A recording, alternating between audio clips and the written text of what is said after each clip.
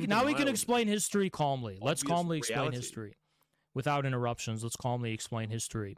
The phony war was actually fucking phony. The Germans themselves admitted that at the most decisive point, the only reason why they were able to have their Polish campaign be successful is because the over 100 divisions combined of English and French divisions did not at the decisive point strike the Germans where they could have in the eastern part of France, and they decided not to. The British had multiple opportunities to bomb the major sites of production and arms of the Germans, and they didn't. Why? Because they said, we don't want to harm private property. The war only accelerates to the point that it did during the Battle of Britain, where Hitler is writing Stalin letters telling him that, hey, we have an opportunity to launch a plan to invade the Isles, but I have too many Germans of esteemed, noble English roots in my army, and they don't want me to invade the British Isles. Basically saying he could invade Britain, but he's not going to because he's getting pressure within not to. It's kind of fucking weird to say. But in any case, that phony war was maintained for one purpose only. The reason the British did not want to fuck over the Poles and keep up the phony war is because they couldn't have sufficient pretext to their allies in the Balkans and elsewhere. It would have been too risky, especially with the Soviets toward the east, who could have really gained a lot of credibility and legitimacy from the failure of the British. What actually happens is that Hitler takes all of Czechoslovakia's gold. It's transferred into German bank accounts through the Swiss banks, facilitated by the Bank of England. And then he ravages through Eastern Europe, including Poland, loots so much gold and wealth and precious, heirlooms, all this stuff from the Holy Roman Empire, even from the Russian Empire, all this stuff that the British weren't able to take in World War I. It was a whole heist which the Nazis got during the phony war. And while they were paying the British back all of their loans for the Bank of International Settlements, guess what they paid it in? Fucking gold. Gold that they actually got by looting Eastern Europe. So that's pretty fucking crazy, isn't it? The Nazi gold was able to get looted in one great heist, while the British are keeping up this pretense that they're in a total war with the Germans, which they're not.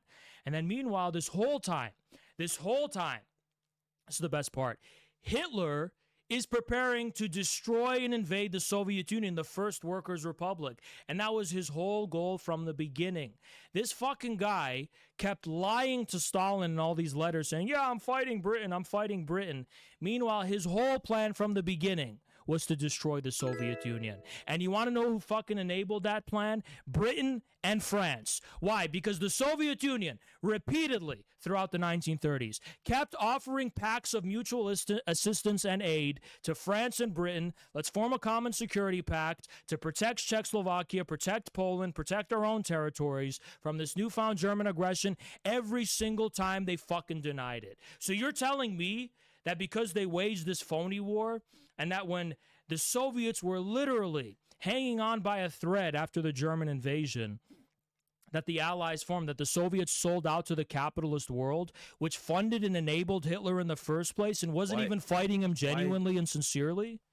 Why did the capitalist liberal elites not abandon war with Hitler and then endorse his war effort and support his war effort against the Soviets? Why would they support the Soviets defending because themselves? They didn't have the public support to do it. Like I said, they needed to maintain the pretext. Hope, man. Why did the British pull out of the Soviet Union in the 1920s? Do you know why that was? You're coping. It was. I'm not coping. It was the power of the British labor movement, which exerted pressure on the government to get their backs off of Russia because they had solidarity with the Bolsheviks. So in the same way, there was public life in Britain and in France which didn't believe in Nazism. It didn't believe in the goals of Nazism. And you had elites which did believe in those goals. Are you going to sit here and lie to me and tell me that the footage doesn't exist of the British royal family giving those Hitler salutes? Are you going to sit here and... Beautiful. Are you going to sit here and lie and tell me that Anglo-Dutch royal shell wasn't backing Hitler, that Henry Deterting had his funeral in Nazi Germany because of support for them? You're going to sit here and lie that the English aristocracy didn't back him? And so obviously that faction didn't win out. They did win out because no second front was open, and they waged a phony war only because Britain had to maintain its obligations to Poland and to Eastern Europe. As, by the way, as part of its bulwark strategy against Bolshevism. So there you go. And then after Hitler runs through France, And then they had 14 peace envoys or whatever, or 17 peace envoys, and the British knocked it back again and again and again. Hitler was trying to have peace. He did want to go to war with the Soviet Union. He wanted peace with Britain. He said, "Hey, I'll let you have the British Empire. I'm taking Europe. I'm going to take on. I'm going to remove the scourge of communism from Europe." Why didn't the British go, because the plan was never for there to be a 1,000-year Reich and for Hitler to actually be in charge. The goal was for him to do all the dirty work that the English couldn't do themselves, and then at the final moment they were going to swoop in, use everything Hitler created already to create their new world order that they wanted to create, and to fund it with all the gold that they looted, and structure Europe in the way that it's structured now. So Hitler does all their dirty work, and then the very last minute realizes he's not part of the end plan, and Germany is not going to be on top of this. Handing over half of Europe to communism. They facilitated the half of Europe that was already robbed high and dry. And then immediately after the war, you mean the Europe that was already robbed high and dry, that they got what they wanted, all the gold that they got? And by the way, Churchill wanted to nuke the Soviet Union immediately. It was shout out FDR, our guy, who prevented that from fucking happening. Why? Because FDR wasn't fully bought out. I fucking love Stalin. There you go. There was an implicit solidarity between the Nazis and the British Empire, and America and Russia had an implicit solidarity. That's what I think is based. And look, you're Australian. You're a colony of the British, so of course you sympathize more with the Nazis. I understand. Yeah, it was a great tragedy. We should have, if we allied with them, we'd probably still have our empire and still have our Reich. And I promise you, to the last man, just like the Palestinians in Gaza, any fascist regime and dictatorship by the Germans against the Slavs, they would have fought generations and generations to the last man.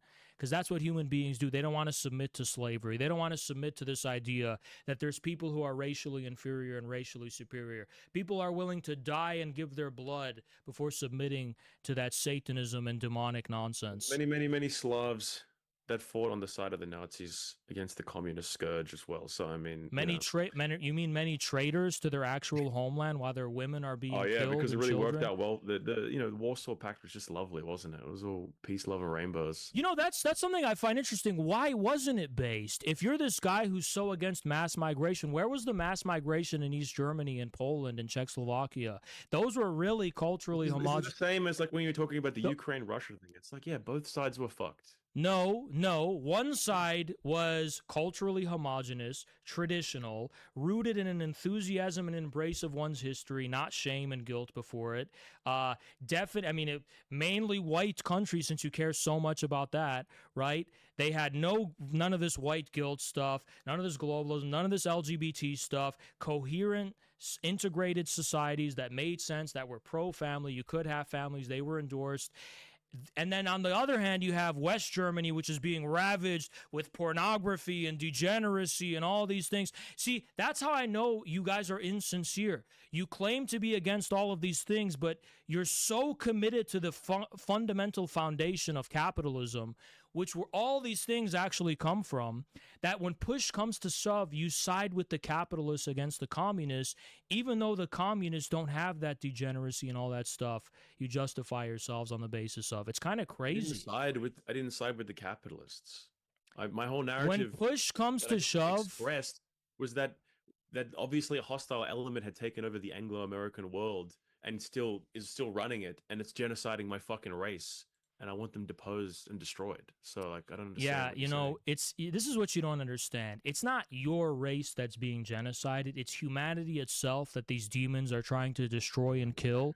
And you're going to help them by stoking the flames of racial division, because they want to reduce the population. They have a Malthusian agenda. I know Keith Wood sits here all the time and goes, if they were Malthusians, why is the population in Africa rising? Because they're not in control anymore. Because there's a new world order that's now emerging, led by people rebelling against this empire, and that's exactly what they're trying to stifle and destroy. That's the world that you want, cause just infinity niggas. See, there you go. But you say that behind it. Listen, this is why you need a job. If you lived in America, especially, because you live in Australia, you live in America, you say these things in public, you get your teeth knocked out. You get knocked out.